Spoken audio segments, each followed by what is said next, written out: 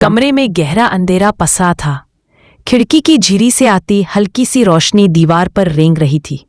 चारों तरफ सन्नाटा इतना गहरा था कि केवल घड़ी की टिक टिक और दूर कहीं से आती हवा की सीटी सुनाई दे रही थी। धीरे धीरे बिस्तर पर पड़ी एक औरत की पलकों ने हरकत की। उसने आंखें खोली तो उसकी सांस अटक गई। 30 वर्षीय सिया ने पाया कि वह किसी अनजान बिस्तर पर लेटी हुई है। कमरे की दीवारें स्याह रंग की थीं, छत पर जाले और कोनों में धुंधले साए थे। सबसे बड़ा झटका तब लगा जब उसने महसूस किया कि उसका पैर कसकर रस्सी से बांधा गया है। ये क्या है? उसकी आवाज कांपी। घबराहट में उसकी सांसें तेज हो गईं।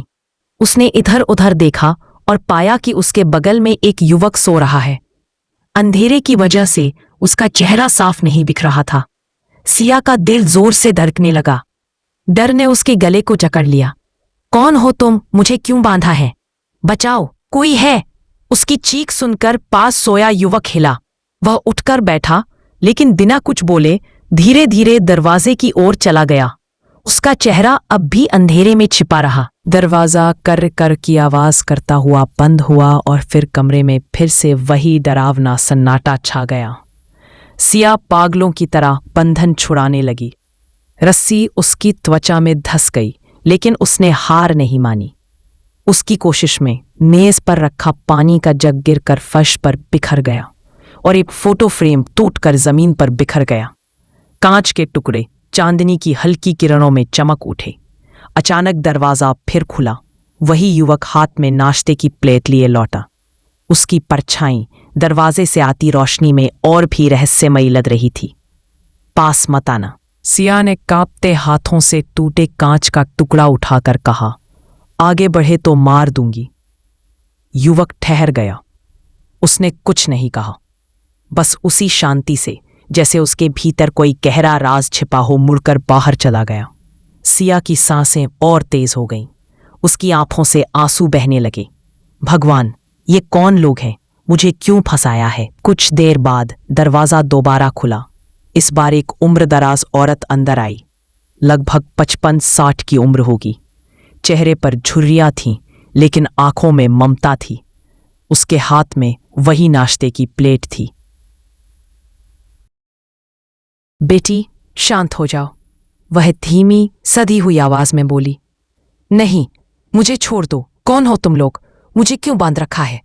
सिया ने चीखते हुए कहा। वह औरत धीरे धीरे पास आई और बोली, नीचे देखो, जो फोटो फ्रेम गिरा है उसे उठाकर देखो। सिया ने कांपते हाथों से फोटो फ्रेम उठाया। टूटी हुई कांच की किरचों के बीच उसने तस्वीर देखी, शादी की तस्वीर।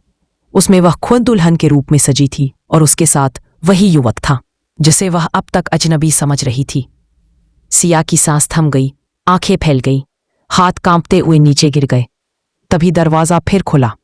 वही युवक अंदर आया। इस बार वह सीधे उसके पास आया और झुककर उसके पैर की रस्सियां खोल दी। फिर मां की तरफ देखकर बोला, जाइए मां, अब मैं संभाल लूंगा। सिया ने डरी सहमी नजरों से उसकी ओर देखा। उसका चेहरा अब रोशनी में साफ दिखाई दे रहा था और तभी यादों की धुन धीरे धीरे छटने लगी। हाँ, यह उसका पति था। उसका नाम आदित्य, और वह उसे बेइंतहा प्यार करता था। सिया के होंठ कांपने लगे। तुम मेरे पति हो? आदित्य ने उसकी आंखों में देखते हुए हल्की सी मुस्कान दी। हाँ, और हर सुबह तुम्हें यही बात फिर से याद दिलाना मेरी जिम्मेदारी है। सिया की आंखों से आंसू बह निकले। उसकी यादों के टुकड़े धीरे धीरे जुड़ने लगे। उसे अपनी बीमारी याद आई। वो भूलने की बीमारी से जूझ रही थी। हर सुबह वह सब भूल जाती थी, अपना अतीत, अपना घर, यहां तक कि अपने पति को भी। और आदित्य हर सुबह नए सिरे से उसे समझाता, उसे बचाता, उसे थामे रहता। कभी कभी वह घबराकर भागने की कोशिश करती, खुद को चोट पहुंचा लेती। इसलिए मजबूरी में आदित्य उसे बांध देता था ताकि वह सुरक्षित रहे। उसकी आंखों से आंसू बह रहे थे।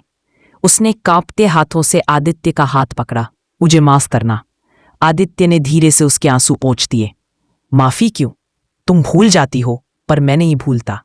हमारा रिश्ता, हमारा प्यार, ये कभी नहीं भूल सकता। कमरे का अंधेरा अब उतना डरावना नहीं लग रहा था।